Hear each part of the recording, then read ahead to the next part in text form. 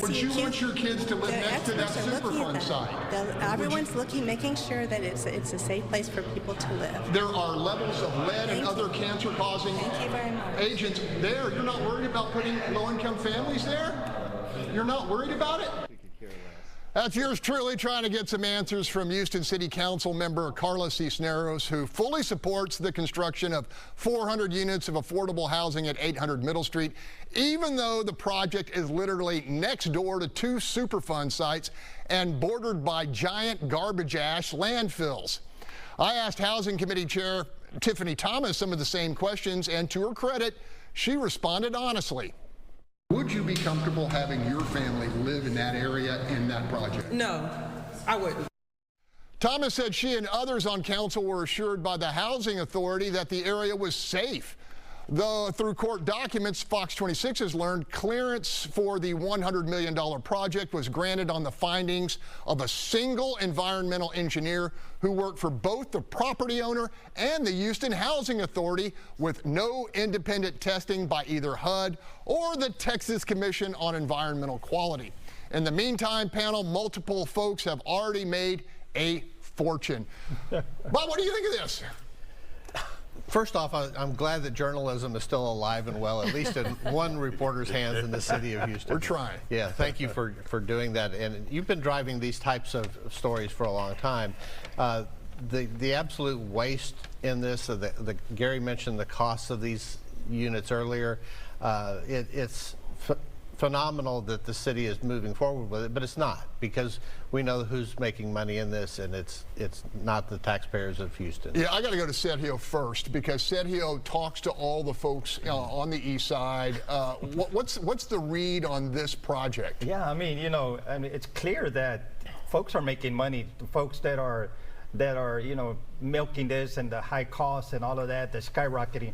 But what's interesting, if Tiffany Thomas felt duped, that that they told them that this was safe, why aren't they standing up now? At the next council meeting, I want to see her, I want to see the 5 at-large council members immediately say, stop this. So let's all pay attention at our next council meeting. Let's see whether or not they're going to walk the talk or just make some sound bites. All right, in our Sunday survey, we asked our viewers whether they believe the Housing Authority is doing a good job addressing the affordable housing crisis.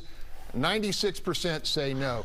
Gary, what do you want to say? Well, not only is it a giant scam and we're putting low-income people in danger, it's a total ripoff. So I decided the other day I'm going to look, can you buy a house in Houston for around $300,000? And I found on Warhol Way, $307,000. It includes blind. It's ready for move-in. It has blinds and appliances and a garage, and it's detached. So what we could be doing, if we cared, as opposed to lining the pockets of the insiders, is let the poor people get houses and let them vest into ownership. Doesn't that make sense? Then they have a stake in the game, and they build some kind of estate for their family, like a lot of other folks are able to do who come with more means. That's what makes sense. But the problem with this is there ain't enough money to steal, which is being done, by the way. Who's involved? Rodney Ellis's wife, Sylvester Turner's friends. They're all lining their pockets, and the land sold for what, $80 million next to a toxic site?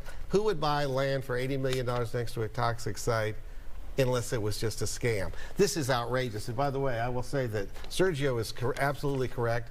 Where are the spineless council people standing up to stop this thing? This is awful. All right, Marcus, your take. Yeah, I think Gary mentioned who's involved. I think there's a question that we have to pay attention to.